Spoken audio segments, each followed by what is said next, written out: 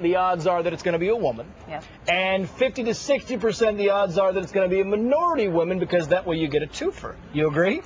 Yeah, I mean, I'd be shocked if it wasn't a woman, and I think that's great. Actually, there's, I think there's room on that court for another woman probably, and I think if he could get a minority of some sort, that would be probably a positive thing for him. But the thing I think you can bank on is that it'll be a woman. Either way, if he chooses someone, we know a woman, minority, regardless of how liberal that person, doesn't really change the vote of the court. Yeah, it's not. We would need a conservative to retire in order for there to be any kind of change in the court, because it's basically going to be somebody who's going to just essentially vote the same way that Souter's been voting.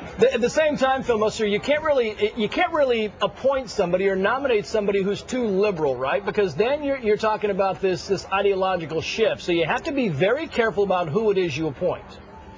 Well, I think that's right. That's the challenge for Obama. I mean, I think the question is they have to make the political calculus about how far left they want to go. Making the argument for how far left they probably will go, I think, is that they've got an enormous amount of political capital. It's early in the term.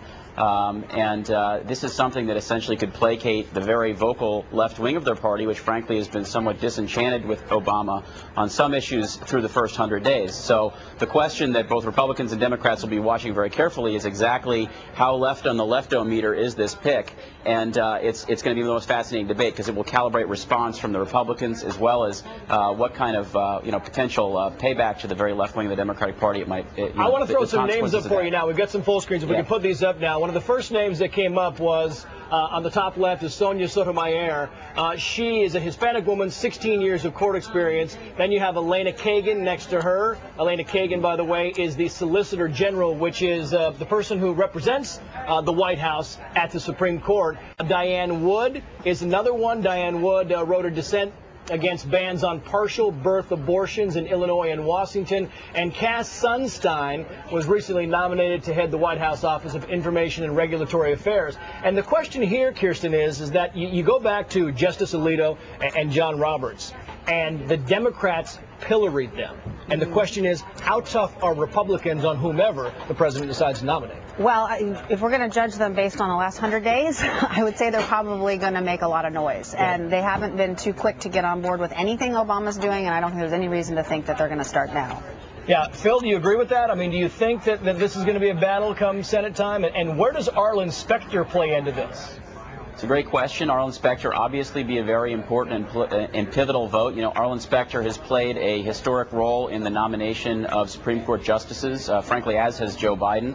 But, it remains to be seen yet, I think, what Republican reaction will be until you have a nominee. But clearly, if you put someone up on the court who's got an openly hostile agenda to many of the key components of the Republican coalition, I think that, Kristen knows this too, there's a cottage industry that explodes every time there's a Supreme Court nomination in Washington, and depending on how far left the pick is and on issues of values and choice and life and things like that, I think you're going to see certain constituencies get very motivated and very agitated. And obviously, with that 59th and 60th vote still undetermined in Minnesota, there's a lot of things to consider. But you look at the headline right under you, Phil, and it says Souter appointed in 1990 by President George H.W. Bush, and I'm not sure that President George H.W. Bush knew what he was getting. I mean, look, he was appointing someone, and many have said that was a big mistake, Kirsten, because you look at his voting record, and this is from the University of Chicago study, David Souter's conservative voting record, 37.4% versus Clarence Thomas, 82.2%.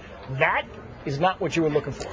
Yeah, well, it's also the danger of appointing somebody who doesn't have a lot of experience. He hadn't been on the bench very long. I mean, the same could be said of Clarence Thomas, and Clarence Thomas ended up being an extremely reliable conservative vote. So, you do take a little bit of a risk when you do it. But look, the first George Bush wasn't the most conservative person either. So I doubt he wanted it to go this way, but I'm not sure that he didn't have a sense of who he was. Phil Musser, is it a cautionary tale? Go ahead. Is it a cautionary tale for President Obama and who he chooses?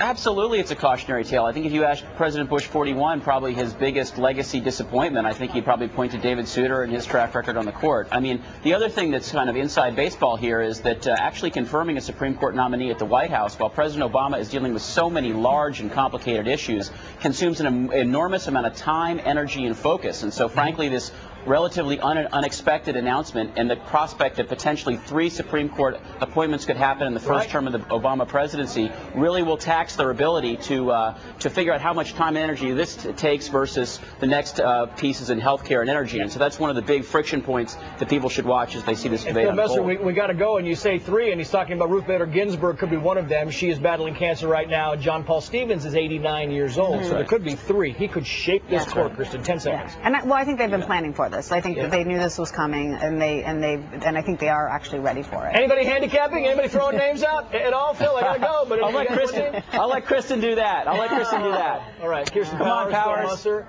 Thank you both. Thank you. Julie? All right, thanks. All right, we'll